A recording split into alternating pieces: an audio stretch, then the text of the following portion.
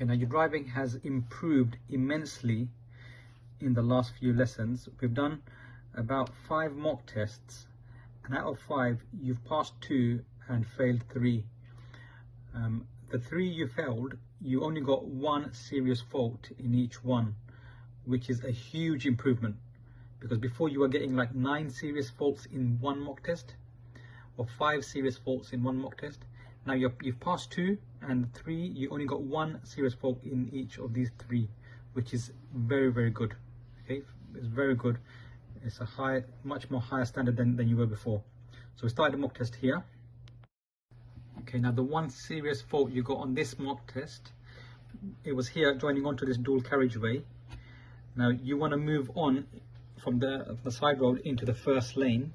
Now you look to your right and the first lane was clear, but what you didn't notice is in the second lane there was a car coming from in that second lane with its signal on to change lanes into the first lane, and you try to move forward into the first lane when there's a car in the second lane changing lanes to the first lane, which meant you would end up having to slow them down. So I braked and stopped you. So this is how it happened.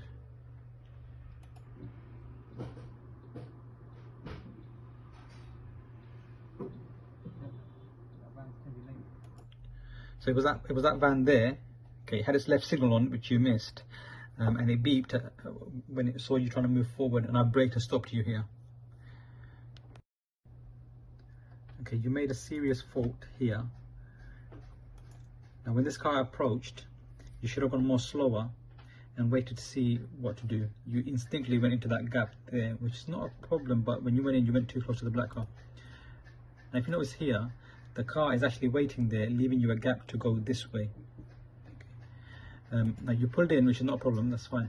But when you pulled in, you've pulled in so close to the black car that when you tried to move off, there was no way the car's going to make it out, and I had to brake and stop you, because you would have hit this car if you had carried on.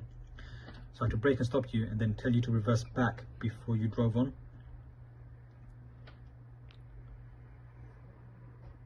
Okay, now if this happens on the test, don't go close to the black car initially, just leave a gap. If you go too close to the black car, before driving on, check your blind spots behind you, reverse back and then drive on, and you're absolutely fine.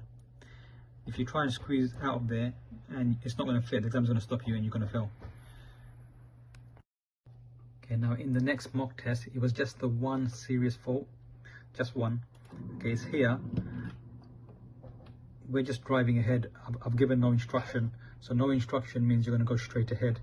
So here the traffic lights lane split up into 2 lanes, which is quite normal. It usually always does.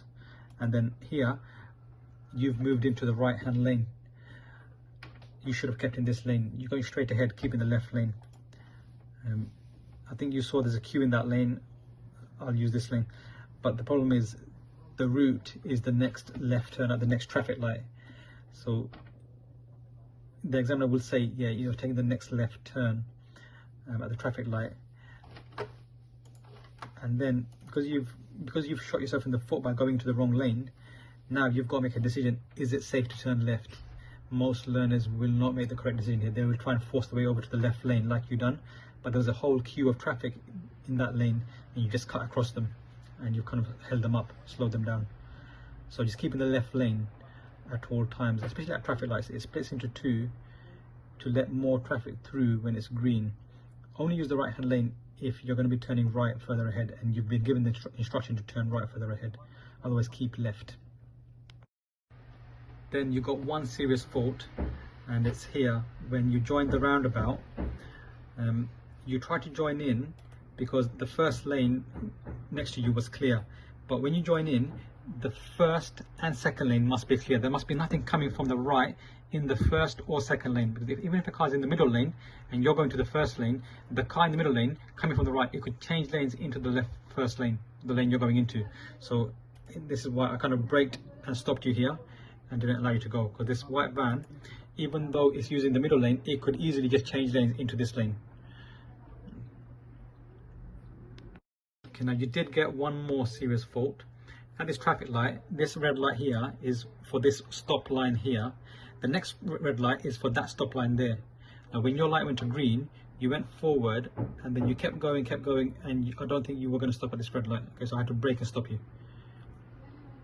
Yeah. just had to brake and stop. It is another red light where you must stop because it has the stop line. So this is a stop line. This is also a solid stop line. So if that light is red, you must stop behind that line.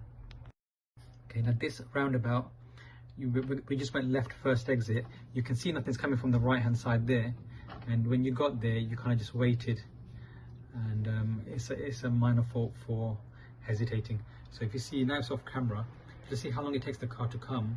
We could have gone a long time ago before this car came. Okay, so it's hesitating, a minor fault. At this mini roundabout, same thing, hesitating. As we're coming to the roundabout, we can see to the right hand side, you can see nothing's coming from there. Okay, nothing coming from there. When you get to the roundabout, your view will get even better because you can see behind the white car then, and you paused.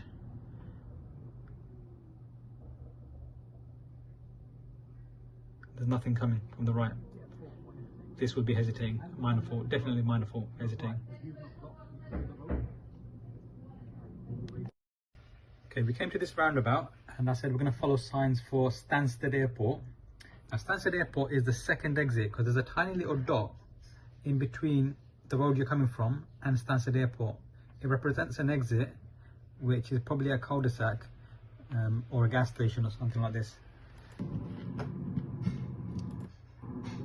So as we got closer to the roundabout, we kept in the left lane, which is correct. And then I even mentioned to you here that the tiny little dot which represents an exit is this little road here. So by process of elimination, the next one there is your exit. So I said that mini dot is that road there. By process of elimination, that's your exit there. But you try to move into the right hand lane thinking your second exit is a right turn.